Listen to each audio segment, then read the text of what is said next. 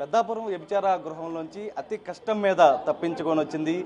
పోలీసులను ఆశ్రయించింది. కానీ 5 నెలలుగా కూడా తనకు న్యాయం జరగడం లేదంటూ కూడా ప్రస్తుతం చెప్తున్నటువంటి పరిస్థితి. ప్రస్తుతం మనతో బాధిత మహిళ ఉన్నారు. అసలు ఏం జరిగింది అక్కడ? అసలు ఏం జరిగింది? నా పేరు శిరీష్ అండి. నేను పెద్దాపురంలో ఉంటాను. నేను బంకులో పని చేసుకునేదాన్ని. బంకులో పని చేసుకుంటే చక్కగా బాగానే ఉండేదండి. నాకు లైఫ్ అంతా బాగుందండి. ఈ లోపల నా దురదృష్టం ఏంటో భారతి వచ్చిందండి. భారతి వచ్చి అలా ఒక 4 రోజుల దాకా దగ్గర వచ్చి కొట్టించుకుని వెళ్ళేదండి. కొట్టించుకుని వెళ్తే ఒకసారి ఇంట్లో పని చేస్తావా అని అడిగిందండి.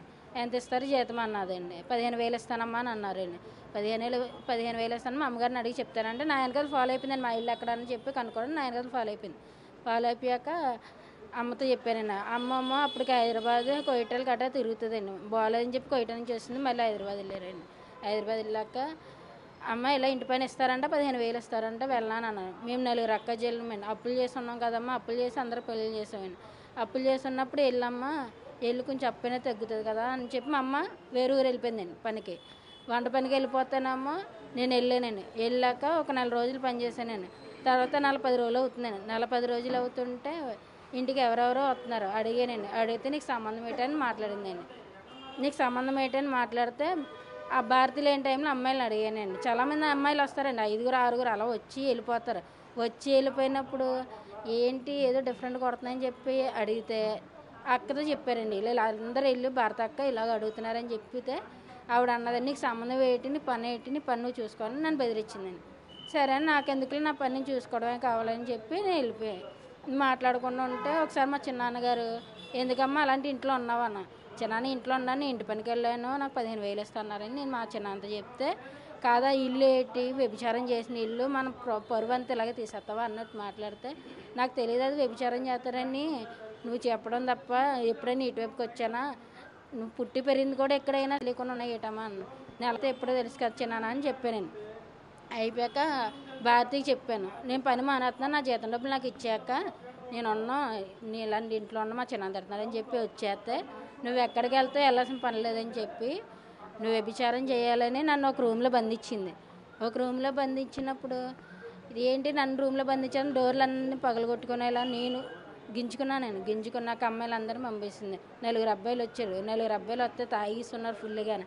తాగేసి గంజాయి కొడుతూ అన్నీ ఉంటే నన్ను నాన్న టార్చర్ పెట్టి బ్లేడ్ తోటి, చాకులతోటి కొట్టడాలు, బెల్ట్ తోటి కొట్టడాలు అన్నీ జరిగాక ఒకసారి ఈ కన్ను కూడా పోయిందండి. కన్ను కూడా పోతుంటే హాస్పిటల్కి వెళ్తే ఆయన డ్రాప్స్ అవి ఇస్తే అవి వాడామండి. వాడేశాక ఆ 4 వెళ్ళిపోయిన 2 రోజులకి ఇంకొక ఆయన పంపించింది. పంపించాక మనుషులు ఎవ్వరు లేరు, తాళాలు వేసుకుని వెళ్ళిపోతే మానభంగం చేశారండి నన్ను. మానభంగం చేశాక నేను చేయను గింజుకున్నా.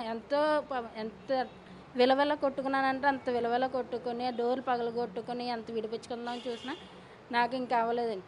ఆ మనిషి వెళ్ళిపోయినప్పుడు ఫోన్ చేసి భారతిని రప్పించాక భారతిని రప్పించారు.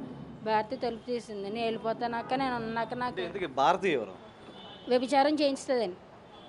ఒక వ్యభిచారం చేసిన ఇంట్లో ఒక మనిషి అండి, ఓనర్ అంటారండి అందరూ.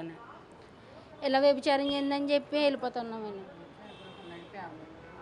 గృహాలు నడిపేవాడని వెళ్ళిపోతానని చెప్తే వెళ్ళాల్సిన పనులు అని చెప్పి నువ్వు వెళ్తే చంపేస్తాను, నాకు చుట్టుపక్కల మనుషులు ఉన్నారు, ఎక్కడ పడితే అక్కడ మనుషులు ఉన్నారు అన్నారు. ఇలా కాదని చెప్పి కొన్నాళ్ళు అలా బాధపడ్డానండి. వెళ్ళిన 5వ నెలకే నాకు ప్రెగ్నెంట్ అన్న విషయం నాకు తెలియదండి. ప్రెగ్నెంట్ అయ్యానండి. ప్రెగ్నెంట్ అయ్యాక 6-7 నెలల్లోని పొట్ట పెరుగుతుందని చెప్పి భారతిని అడిగాను. అంతకుముందే నాకు పీరియడ్స్ ఆగిపోయింది, ఎందుకు ఆగిందని అడిగితే నువ్వు పులుపు ఎక్కువ తింటావు కాబట్టి నీ పీరియడ్స్ ఆగిపోయిందని చెప్పింది. పీరియడ్స్ ఆగిపోవడం వల్ల పులుపు తినడంలోనే చాలా డిఫరెంట్ ఉందని చెప్పి నాకు కొంచెం అనుమానం వచ్చిందండి. అలా 6 నెలలు 7 నెలలు అవుతే పొట్ట కనబడుతుందని చెప్పి టెస్ట్ చేసుకున్నాను. అది ఏంటని టెస్ట్ చూపిస్తా మనిషికి, నువ్వు ఎవరితో పడుకున్నావు, ఏం చేస్తున్నావు నీకు తెలియదు అన్నట్టు మాట్లాడిందండి. నాకు చాలా బాధ కలిగింది. నా మాట కూడా ఆవిడ అన్న మాటలకి, ఆవిడ చేసిన టార్చర్లు కట్టాను. ఇంకా 9వ నెల వచ్చాక 2 మనుషులకి బయట పంపించిందండి. నేను వెళ్ళనంటే వెళ్ళాలి, నువ్వు వెళ్ళకపోతే చంపేస్తానని చెప్పి చేసిందండి. అలా వెళ్తే అక్కడ రూమ్లోనే ప్రెగ్నెన్సీ నొప్పులు వచ్చేసాయండి. నొప్పులు వస్తాలు ఏది భయపడిపోయి గవర్నమెంట్ హాస్పిటల్ సామలకోట తీసుకెళ్ళారు. సామలకోటలో గవర్నమెంట్ హాస్పిటల్ తీసుకెళ్తే అక్కడ డెలివరీ అయితే ఆ రోజు భారతి రాత్రి ఫోన్ చేస్తే లిఫ్ట్ చేయలేని మనిషి పొద్దున వెంటనే వీళ్ళు ఫోన్ చేస్తే ఎత్తి వెంటనే హాస్పిటల్కి వచ్చి నన్ను నా బిడ్డను దూరం చేసింది. అక్కడికక్కడ పురుడు మంచం మీద తీసుకొచ్చిన మనిషి బిడ్డను అలా తీసుకెళ్ళి నన్ను ఇంట్లో వ్యభిచారం చేయమని మళ్ళీ బంధించేసి వ్యభిచారం చేయమన్నది. 5-6 సార్లు పారిపోయానండి. 5-6 సార్లు పారిపోయినా ఫోన్ కాంటాక్ట్ పోలీసుల ద్వారా తీసుకొని ఎక్కడ ఉన్నా నువ్వు చంపేస్తానని చెప్పి బెదిరించేదాన్ని ఫోన్ చేసి. నువ్వు అక్కడ చచ్చిపోతే ఇప్పుడు నీ కూతురు నా చేతిలో ఉంది, పసికోన కూడా చూడ చంపేస్తానని విషయంలో చాలా బెదిరించిందని. నా బిడ్డ కాకపోయినా నా పేగు పెంచుని పుట్టింది కాబట్టి నేను ఎలా నా ఆ బిడ్డనైనా సొంతం చేసుకెళ్ళి నా కన్న తల్లి ఎలా దూరం అయింది కాబట్టి ఆ బిడ్డను వేలుకోవాలని నేను మళ్ళీ వెనక్కి వెళ్ళేదాన్ని. నేను అలా ఒక 4 సంవత్సరాలు జరిగిపోయింది. 4 సంవత్సరాలు జరిగిపోయాక నాకు బాగాలేదని చెప్పి జ్వరం చెప్పి బయటకు వచ్చేసాను. బయటకు వస్తే హాస్పిటల్ తీసుకెళ్ళాను. ఫస్ట్ హాస్పిటల్ ఎవరో హోంగార్డ్ కూడా ఉన్నారని చెప్తున్నారు. అసలు ఏంది హోంగార్డ్? పెద్దప్పుడు ఎస్ఐ గారి దగ్గర హోంగార్డ్ అండి ఆయన. తన పేరు శివరామకృష్ణ అండి. హస్బెండ్ పేరు కూడా శివరామకృష్ణ అండి. ఆయన కానిస్టేబుల్ అండి, గొల్లపురంలో చేస్తున్నారండి ఆయన.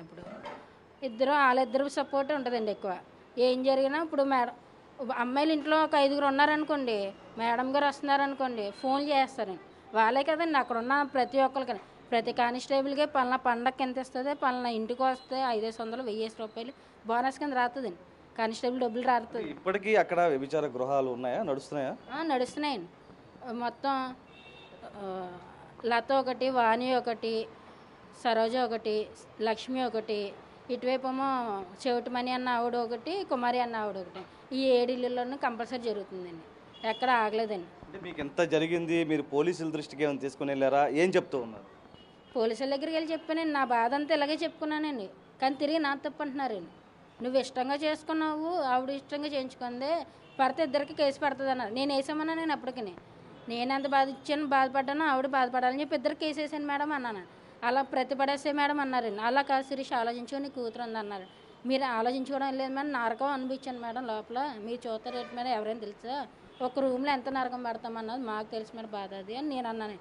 ఆయన మేడం అప్పటికి పట్టించుకోకపోతే భారతి అన్నది. నన్ను మేడం ముందు అన్నారండి, నువ్వు ఉన్నప్పుడు ఎంతమంది అమ్మాయిలు ఉన్నారమ్మా శిరీష్ అని అడిగారండి. అడిగితే 2 3 4 ఉంటారు మేడం, పేర్లతో సహా చెప్పాను మేడం.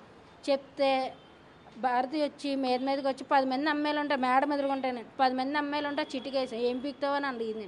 ఆ మేడం యాక్షన్ తీసుకోవాలా లేదండి, అప్పటికేం మాట్లాడలేదండి.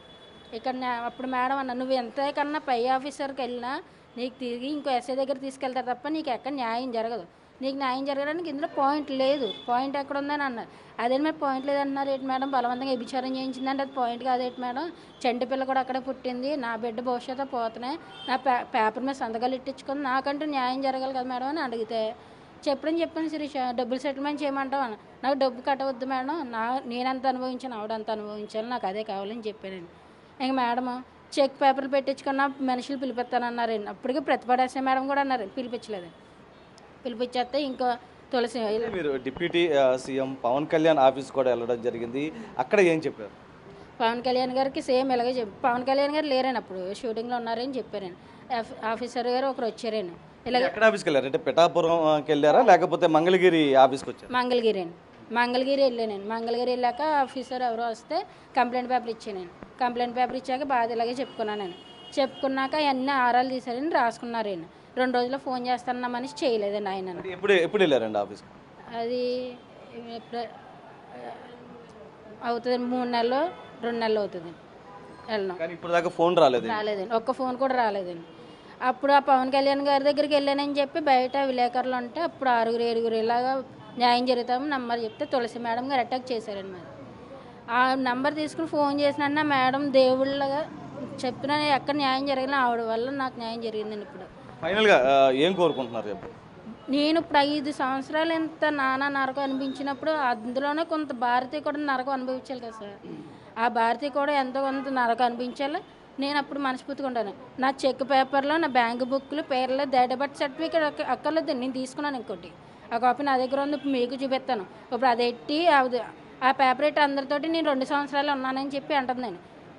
ఒకటన్నానండి, మీరు ఎంక్వైరీ చేసుకున్న అక్కడికి వెళ్ళి నేను 2 సంవత్సరాలన్నా 5 సంవత్సరాలన్నా తెలుస్తుంది. నేను అబద్ధం ఆడాల్సిన పని లేదు, నేను నిజంగానే పోరాడుతున్నానని చెప్పానండి. సరే ఇప్పుడు మా మాట ఎవరు నమ్మట్లేదు, పోలీసు వాళ్ళని భారతీయ వైపు మాట్లాడుతున్నారండి. ఆవిడ చెప్పిందే నమ్ముతున్నారండి. ఎవరెవరో ఉన్నారని అంటున్నారండి. ఎవ్వరు లేరండి, మేమిద్దరం పోరాడుతుంది తప్ప ఎవ్వరు లేరండి. మీరు కూడా చూస్తున్నారు, ఇప్పుడు మేమిద్దరం వచ్చాము. నాకు కావాల్సింది ఒకటి, నేను బాధపడ్డ దాంట్లో భారతీయ కూడా ఎంతో కొంత బాధపడాలి. నా చెక్ పేపర్లు అవన్నీ తీసుకొచ్చి నాకు అప్పు చెప్పాను, అదే కావాలండి. నాకు నా ప్రాణ రక్షణ కూడా కల్పించాలండి, అంతే. అయితే ఇది ఏదైతే గత 5 ఏళ్ళుగా కూడా అనేక నరకం అనుభవించాను, పోలీసులను కూడా ఆశ్రయించాను, కానీ నాకు ఎటువంటి న్యాయం జరగడం లేదంటూ కూడా బాధిత మహిళ చెప్తున్నటువంటి కదా. అయితే డిప్యూటీ సీఎం పవన్ కళ్యాణ్ మంగళగిరి ఆఫీసుకు కూడా ఆమె వెళ్ళడం జరిగింది. 3 నెలల క్రితం వెళ్ళిన నేపథ్యంలో కూడా ఒక లెటర్ కూడా ఇవ్వడం జరిగింది. కానీ ఇప్పటివరకు తనకు ఎటువంటి సమాచారం, ఎటువంటి ఫోన్ కానీ ఆఫీస్ నుంచి రాలేదంటూ కూడా చెప్తూ ఉంది. ఏదేమైనప్పటికీ మొత్తం మీద ఆమె కూడా ఒకటే కోరుతుంది, ఏదైతే వ్యభిచార గృహంలో ఏదైతే ఓనర్ చేసినటువంటి అరాచకం ఆమె కూడా అనుభవించాలి ఖచ్చితంగా అంటూ కూడా ఆమె డిమాండ్ చేస్తున్నటువంటి పరిస్థితే కనిపిస్తుంది. 100% సాయితో నరసింహ, బిగ్ టీవీ, విజయవాడ.